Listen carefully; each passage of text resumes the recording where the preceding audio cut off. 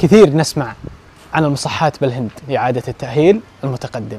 اليوم حنا في واحدة من هالمصحات، خلنا ندخل أنا وياكم وأوريكم التفاصيل. أنا بروح أخذ التجربة. مشينا. أنا اليوم في مصحة ماي لايف في ولاية كيرلا. طبعا الهند مشهورة بالمصحات، هذه واحدة من المصحات، لكن وش يميزه؟ خلنا نبدأ أنا وياك بالسعر. 500 ريال من المطار إلى المطار، أنت والمرافق. كيف؟ شاملة سكن وعلاج مكثف إلى 10 جلسات وغسيل ملابس، وشاملة هالوجبات وشرايح الجوال. يعني يستلمونك من المطار ويرجعونك إلى المطار. بسم الله. من هنا دخلنا المصحة. طبعا فكرة المصحة باعتماد كبير على التأهيل المتقدم والعلاج بالأعشاب. هذه واحدة من الصالات، صالة العلاج الطبيعي. هنا الدكاترة قاعدين يعالجون المرضى بالعلاج الطبيعي، يا تمارين يا أجهزة حسب ما تستدعي حالة المريض. وهنا غرفة المساج الطبي. مو بالمساج اللي احنا نعرفه، هذا مساج معتمد على أنواع من الزيوت وأعشاب.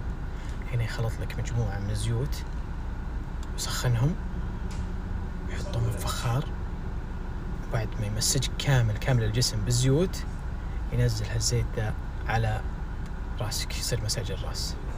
هنا صالة العلاج الوظيفي. وش فكرته؟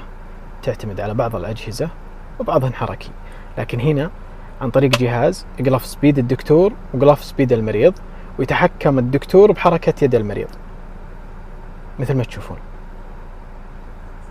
وهنا لعبة نفس الفكرة، كأنه يصطاد المريض عن طريق الجهاز. يهيئون المريض بهالصالة لممارسة حياته الطبيعية، مثل فتحة الباب، فتح الماء، شبك الفيش.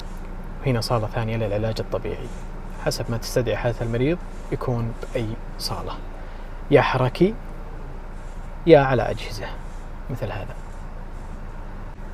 كذلك عيادة علاج النطق موجودة عندهم عن طريق أجهزة تساعد المريض بالنطق والبلع عن طريق هالجهاز. هنا عيادة العلاج الانعكاسي، أقرب ما تكون مساج الأقدام الله يكرمكم، بس معهم مواد وبالزيت. كذلك هنا عيادة العلاج بالإبر، عن طريق الإبر يشبكونها بجهاز. هذا العجيب أن الإبر هذه يدخلونها بالجلد، يشبكونها بجهاز كأنه كأنه يرسل إشارات كهربائية لتحريك الدورة الدموية مثل ما تشوفون.